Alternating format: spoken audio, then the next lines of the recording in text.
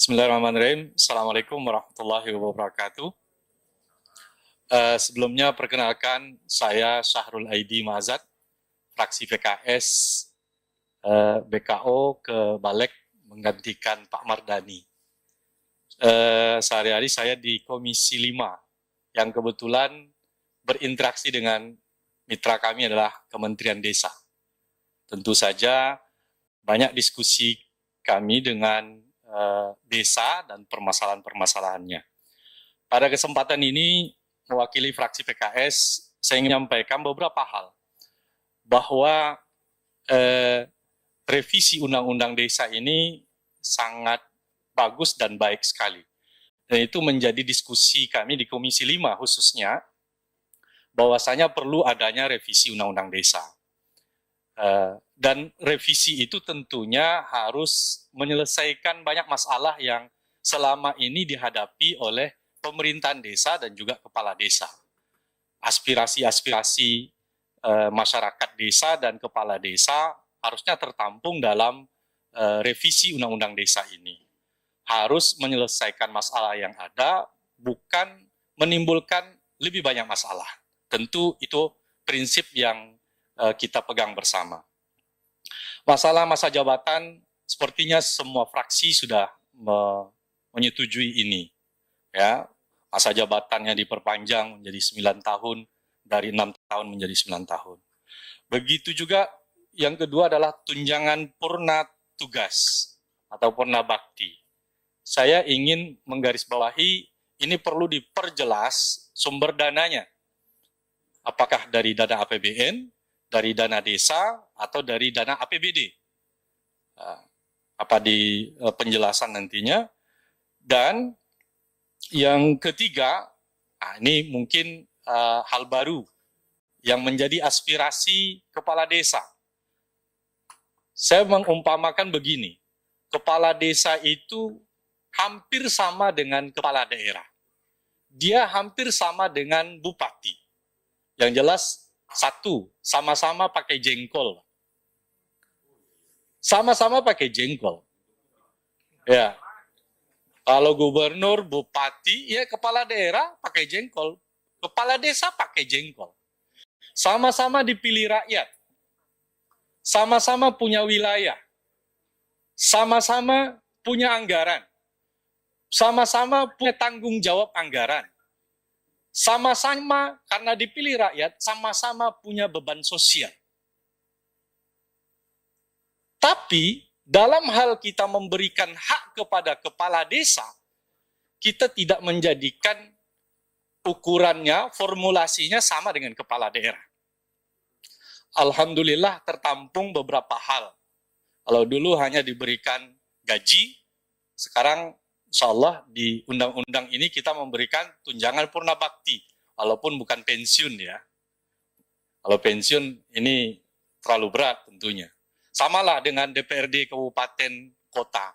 Jadi kalau bisa purna bakti itu nanti patokannya itu adalah memberikan purna bakti atau purna tugas seperti memberikan purna tugas kepada DPRD.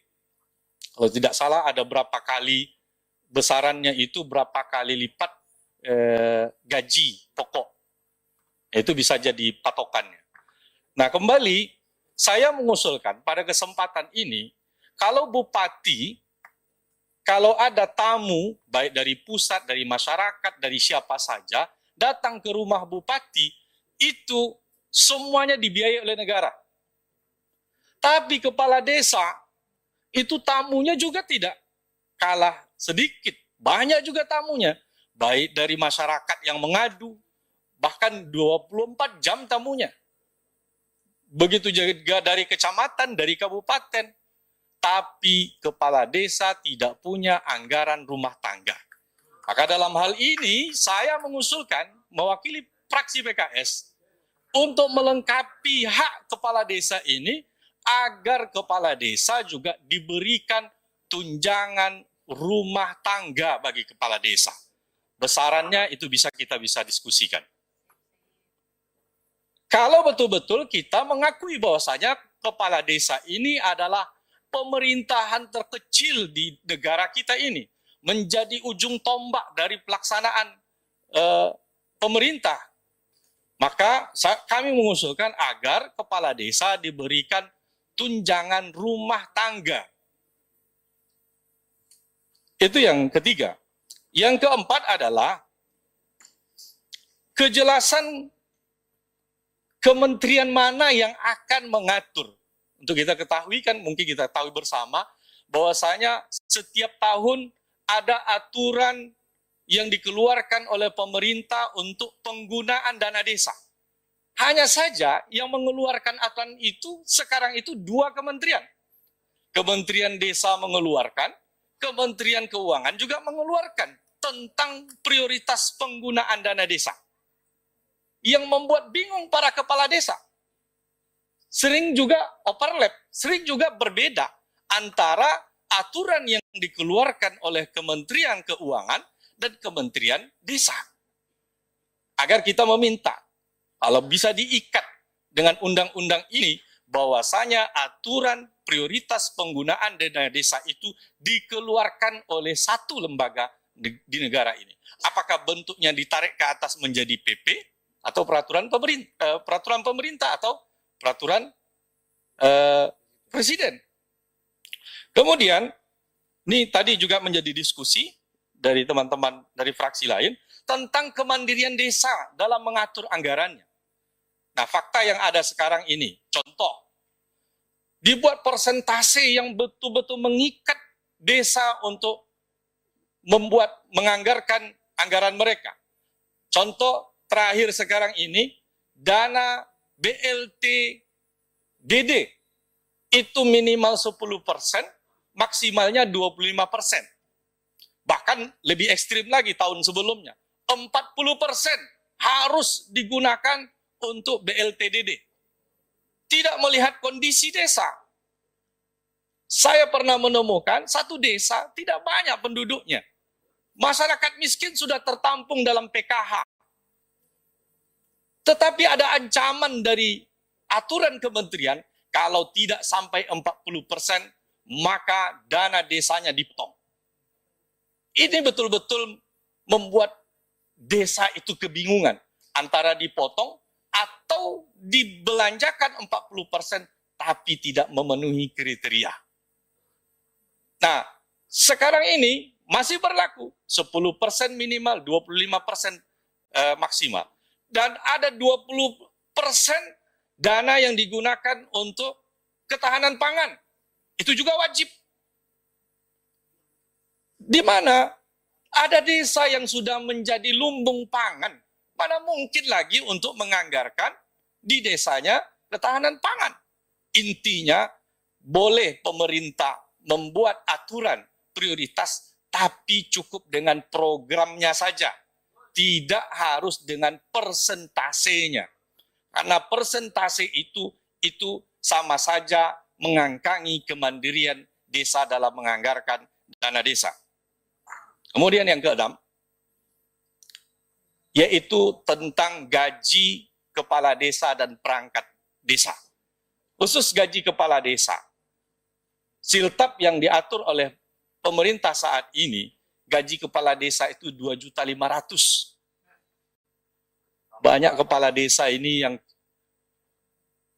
ditolak oleh mertuanya, Pak.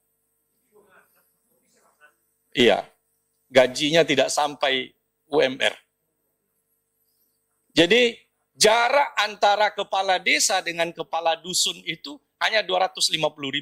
Sementara kepala desa punya beban sosial, kepala desa punya beban tanggung jawab anggaran, kepala desa punya kegiatan yang begitu banyak. Kalau bisa, ini perlu dinaikkan gaji kepala desa minimal 3.500.000. Dan poinnya lagi adalah gaji kepala desa, tadi disebutkan, gaji kepala desa dan perangkat desa ini dipastikan menerima setiap bulan di awal bulan. Jangan dibuat kepala desa dan perangkat desa ini harus meminjam ke sana ke sini di awal-awal tahun itu. Bahkan mohon maaf, ini kejadian perangkat desa itu ada yang berpisah suami istrinya. Karena terlalu banyak suaminya ini minjam sama mertuanya, Pak. Iya. Iya. Ini fakta yang harus saya sampaikan. Saya kebetulan banyak berinteraksi dengan kepala desa, dengan perangkat desa. Maka harus nomenklaturnya harus diatur oleh negara, bahwasanya tidak lagi dalam bentuk anggaran gaji khusus kepala desa dan perangkat desa, tidak dalam bentuk kegiatan di ADD-nya. Mungkin nomenklaturnya yang memang mereka ini kan sudah full time untuk mengurus negara ini di desa. Harusnya digaji per bulan sesuai dengan kebutuhan mereka. Jangan tidak dipusingkan mereka harus minjam ke sana ke sini. Barangkali ini beberapa catatan, mudah-mudahan TA nanti bisa merumuskan dalam bentuk pasal-pasalnya. Terima kasih. Assalamualaikum warahmatullahi wabarakatuh. Assalamualaikum warahmatullahi wabarakatuh. Pimpinan dan anggota balik yang saya hormati.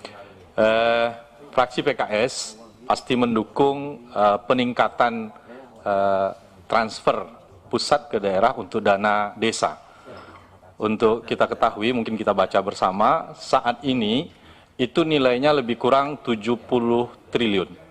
70-an triliun. Sempat menurun di tahun 2021 dan 2022-2023 kembali meningkat lebih kurang 72 triliun atau sampai 73 triliun. Nah, kami setuju agar melalui undang-undang ini, revisi undang-undang ini, kita membuat semacam mandatori untuk pemerintah agar betul-betul memberikan angka yang pasti dan lebih besar dari sebelumnya, ya, menuju kepada persentase. Pembagiannya ke distribusinya ke desa itu sesuai dengan indikator-indikator yang telah disampaikan dan juga mungkin bisa kita tambahkan. Salah satu contoh adalah IDM desa, Ketua. Indeks desa itu. Karena begini, saya beberapa kali rapat dengan Kementerian Desa.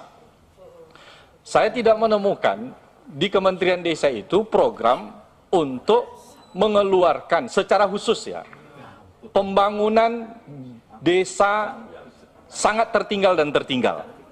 Fokusnya. Jadi kementerian kita ini kan nomenklaturnya Kementerian Desa, Pembangunan Daerah Tertinggal, dan Transmigrasi. Tidak ada di dirjennya itu pembangunan desa tertinggal atau sangat tertinggal. Bahkan di direkturnya juga. Apalagi memang Kementerian Desa tidak sampai 3 triliun dananya.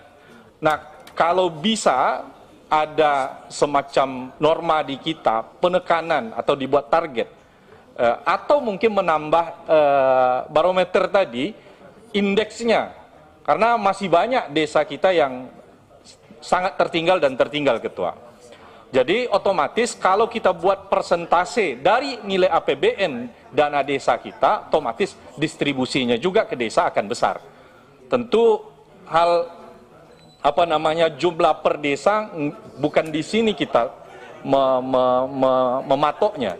Yang kedua, Ketua, kita juga bisa melalui undang-undang ini mengamanahkan ke pemerintah daerah. Karena pemerintah daerah berkewajiban juga menganggarkan ADD namanya, anggaran dana desa yang mereka transfer ke desa. Yang untuk siltap, yang untuk juga selama ini digunakan juga sebahagian desa untuk pembangunan yang tidak tertampung melalui dana desa. Kemudian kami ingin menyampaikan, sebetulnya harapan terbesar bagi kepala desa dan pemerintahan desa itu adalah kemandiriannya dalam menggunakan dana desa. Jadi kalaupun kita buat besar-besar tetapi programnya dan persentase program itu dikunci oleh pemerintah pusat, tidak ada juga artinya. Nah, saya ingin menekankan kita agar, kalau ini saya belum cek ini, kemarin waktu pertemuan pertama saya mengusulkan kemandirian. Pastikan desa itu mandiri dalam mengelola anggaran desanya. Silakan buat programnya, tapi jangan dikunci dalam persentase. Contohnya ada desa yang luar biasa sudah selesai pembangunannya, tetapi buat kantor saja tidak bisa karena dikunci oleh aturan yang ada di pusat. Itu Ketua, terima kasih. Assalamualaikum warahmatullahi wabarakatuh.